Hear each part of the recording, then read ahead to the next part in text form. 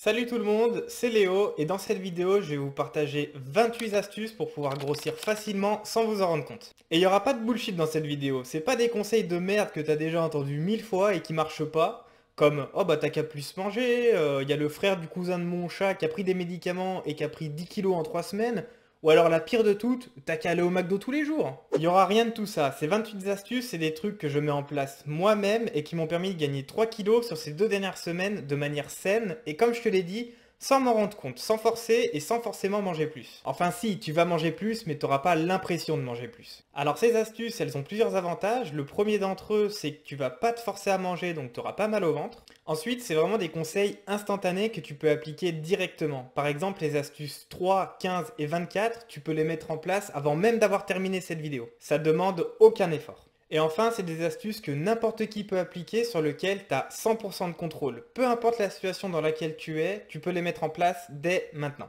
Juste avant de commencer, je vais créer un code Jambonneau juste là qui va t'aider à savoir quelles astuces sont vraiment très efficaces et d'autres qui le sont un peu moins mais qui marchent quand même. Un jambonneau, c'est une astuce cool mais qui fera pas une énorme différence. Vous pouvez pas compter que là-dessus pour prendre du poids. Deux jambonneaux, ça commence à être un peu plus intéressant parce que vous pourrez facilement prendre du poids mais seulement au bout de quelques semaines. Et trois jambonneaux, c'est vraiment game changer. Si vous voulez vraiment prendre du poids et grossir sainement et durablement, focalisez-vous sur celles-là, c'est les plus importantes. Alors j'ai séparé ces 28 astuces en 3 catégories et on va commencer avec la première, les astuces alimentaires. L'astuce numéro 1, ça va être de rajouter de l'huile sur votre riz et sur vos pâtes. Dis-toi qu'il y a presque 100 calories dans une seule cuillère à soupe d'huile d'olive. Ce serait comme rajouter une grosse banane à votre repas. Non seulement ça enrichit le goût de vos plats, mais en plus vous n'avez pas l'impression de manger plus. Numéro 2, remplacez tout ce qui est pain blanc par du pain aux céréales. Alors on entend très souvent que le pain complet est plus calorique que le pain blanc.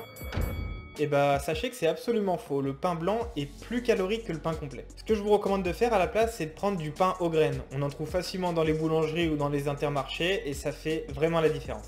Et ça marche bien évidemment avec le pain de mie aussi. Astuce numéro 3, celle-ci elle est bien connue mais je pouvais pas m'en passer, c'est de privilégier des aliments à forte densité calorique. Dis-toi que c'est autant difficile de manger 100 g d'amandes ou 100 g de raisins secs et pourtant il y a 500 kcal de différence entre les deux. C'est indispensable si tu veux grossir.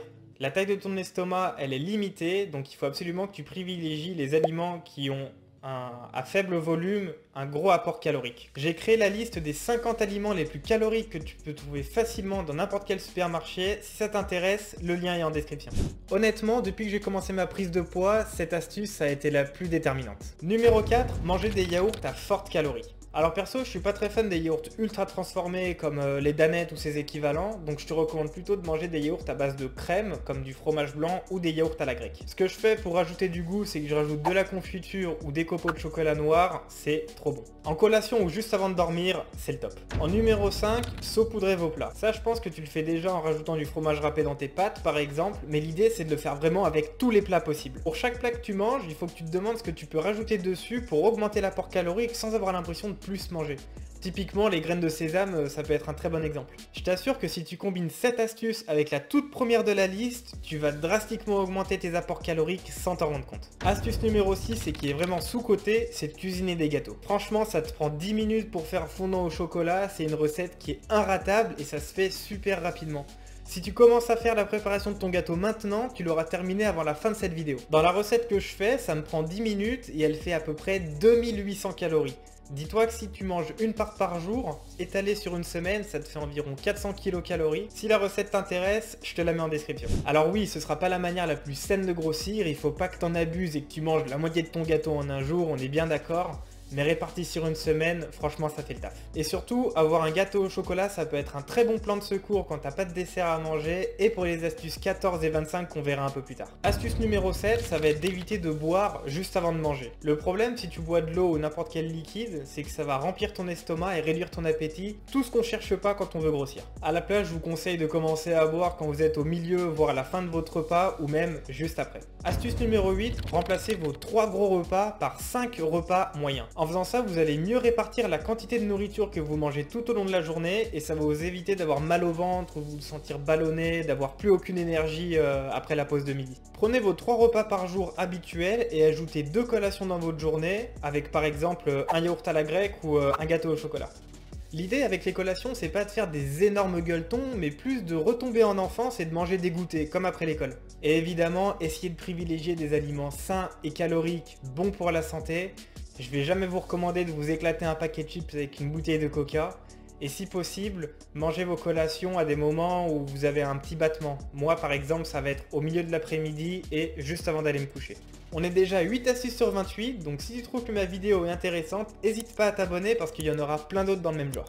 Allez, on est reparti avec l'astuce numéro 9 qui est d'ajouter du miel, du sirop d'agave ou du sirop d'érable sur vos collations. Alors comme avec l'huile d'olive sur votre riz et dans vos pâtes, n'hésitez pas à faire la même chose dans vos collations. Alors mettez pas de l'huile d'olive, mettez autre chose qui soit agréable au goût. Vous allez vraiment prendre du plaisir à manger vos collations et ça va rapidement devenir une habitude. Astuce numéro 10, quand vous buvez du lait, prenez du lait entier et pas du lait demi-écrémé. Je vais pas trop épiloguer là-dessus parce que les deux ont absolument le même goût, sauf que le lait entier est quasiment 2 fois plus calorique que le lait demi-écrémé. Retenez simplement qu'en général, tous les produits à base de crème sont extrêmement caloriques. Et enfin, dernière astuce alimentaire, la numéro 11, ça va être de privilégier la mayonnaise à toutes les autres sauces. Je me suis amusé à regarder quelles sauces étaient les plus caloriques et franchement, l'aioli et la mayonnaise, ça met un 100 mètres à toutes les autres. Dis-toi que la mayo c'est 7 fois plus calorique que le ketchup, donc la prochaine fois que tu vas au kebab et que tu demandes une sauce pour accompagner tes frites, tu sais laquelle prendre. On en a fini avec les astuces alimentaires, maintenant on va passer aux astuces habitudes. Les 11 que je vais te partager, n'importe qui peut les appliquer et ça va drastiquement changer le poids que tu fais sur la balance. Il y en a qui vont inconsciemment te forcer à manger, d'autres qui vont t'empêcher de sauter des repas et surtout la dernière, c'est la plus importante des 28. Rien qu'avec celle-là, je suis passé de jamais manger le matin à manger 800 kcal en 2 minutes. Allez, on poursuit tout de suite avec l'astuce numéro 12 qui est de mettre son dessert sur ta table avant d'aller manger. Faire ça, ça a deux avantages. Le premier, c'est que vous allez voir ça comme une récompense, vous allez avoir votre dessert devant vous et ça va vous motiver à terminer votre repas. Et la deuxième, c'est que comme votre dessert va être devant vous, ça va être beaucoup plus facile de le manger. Par exemple, s'il est dans le frigo, que vous devez vous lever, ouvrir la porte du frigo, prendre votre dessert, prendre une cuillère, il y a trop de friction, vous allez être démotivé de vous dire « Ouais, non, j'ai assez mangé, c'est bon, je prends pas de dessert ». Alors que s'il est là, sous vos yeux, que vous avez juste à le mettre dans votre bouche, c'est beaucoup plus facile. Quand vous allez terminer votre repas, si vous prenez la décision de ne pas manger de dessert, il va falloir le remettre dans le frigo, et ça vous allez le vivre comme un échec, et si vous avez un peu d'ego, que vous voulez prendre du poids, ça va vous énerver, ça va vous mettre en colère, donc vous allez le dégommer, vous allez le manger sans vous poser de questions. Alors j'ai pris les desserts en exemple, mais ça peut être avec les entrées, avec l'apéro. En gros, tout ce qui va constituer l'entièreté de votre repas, pas que le plat principal, doit être posé sous vos yeux, sur la table, avant que vous commenciez à manger. Avant de continuer, il faut que je te dise quelque chose d'important. Si t'es encore là, que t'as pas lâché la vidéo, c'est que clairement la prise de poids t'intéresse. Alors je te pose la question, est-ce que t'es en train de manger là? Est-ce que t'es en train de grailler un truc? Hésite pas à aller te chercher un petit truc dans le frigo, ça va te caler et surtout tu prendras du poids. Donc vas-y, let's go, je t'attends. Et si jamais t'es dans le bus, que t'es pas chez toi, que t'as rien à manger avec toi, écoute bien l'astuce suivante parce qu'elle va t'aider. Numéro 13, c'est de toujours avoir un truc à manger avec vous. Par exemple, si tu prends souvent ta voiture, laisse un truc dans la boîte à gants. Si tu prends toujours la même veste pour sortir, glisse un petit Tupperware dans ta poche. C'est des calories gratos qui vont pas te couper l'appétit et qui vont vraiment faire la différence si tu fais ça tous les jours, semaine après semaine. L'astuce numéro 14, c'est de jamais aller se coucher en ayant faim. Alors l'idée c'est pas d'aller se faire péter le bide et mal dormir, mais de se dire, juste avant d'aller te brosser les dents par exemple, est-ce que tu as encore un peu de place pour manger un petit truc? Moi ce que j'aime bien faire c'est prendre un peu de fromage blanc, juste rajouter des fruits et un peu de miel. L'astuce numéro 15, c'est de préparer un sac de secours. Alors qu'est-ce que c'est que ce sac? C'est tout simplement un sac plastique que je vais mettre juste à côté de ma porte d'entrée et que je vais remplir d'aliments qui se gardent assez longtemps. Comme ça, les matins où j'ai vraiment pas le temps, ou que je me lève un peu tard, ou que je suis vraiment à la bourre, j'ai juste à choper mon sac et à partir. Comme ça, je peux prendre mon petit déjeuner sur la route. Alors dedans, en général, je mets 2 bananes, un pot de beurre de cacahuète, quelques carreaux de chocolat noir et une pomme pote. Il faut juste que tu fasses attention à 2 petites choses. Le premier, c'est que tu dois prendre des aliments qui se gardent longtemps, parce que forcément, ton sac de secours, tu vas pas l'utiliser tous les jours. Et la deuxième chose, c'est qu'il faut que tu prennes des aliments qui se mangent très facilement à la main, si possible sans cuillère. Astuce numéro 16, laisser un bol de gourmandise chez toi en évidence. Pour la petite anecdote, dans une grande entreprise de la Silicon Valley, il me semble que c'était chez Google, il y avait des distributeurs automatiques géants de bonbons placés juste à côté des ascenseurs. Alors qu'est-ce qu'ils faisaient les gens quand ils attendaient leur ascenseur? Eh bien ils allaient se prendre une petite poignée de M&M's parce qu'elle était gratos et surtout juste à côté d'eux. Et un jour, les dirigeants ont décidé de changer l'emplacement de ces distributeurs pour les mettre à un endroit moins en évidence et surtout loin des ascenseurs.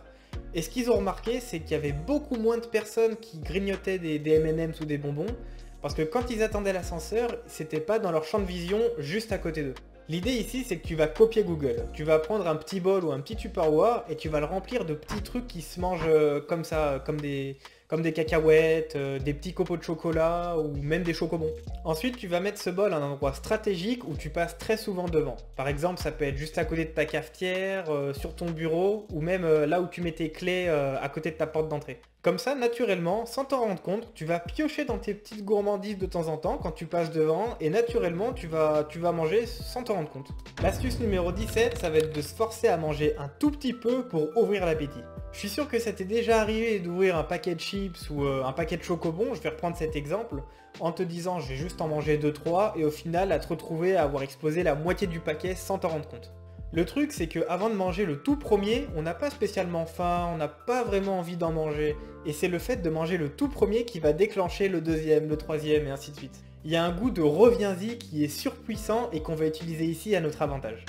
L'astuce numéro 18, ça va être de toujours accompagner une de vos boissons avec quelque chose à manger. Tu vois, quand tu vas boire un café ou prendre une bière dans un bar, souvent ils te mettent un petit spéculoos ou alors ils te mettent un petit bol de cacahuètes à côté. Et ben il faut que tu fasses exactement la même chose mais chez toi. À chaque fois que tu te prépares une tisane ou que tu trouves une canette, demande-toi si tu peux pas prendre un petit gâteau que tu peux tremper dans le café par exemple ou un petit encas pour accompagner ta boisson.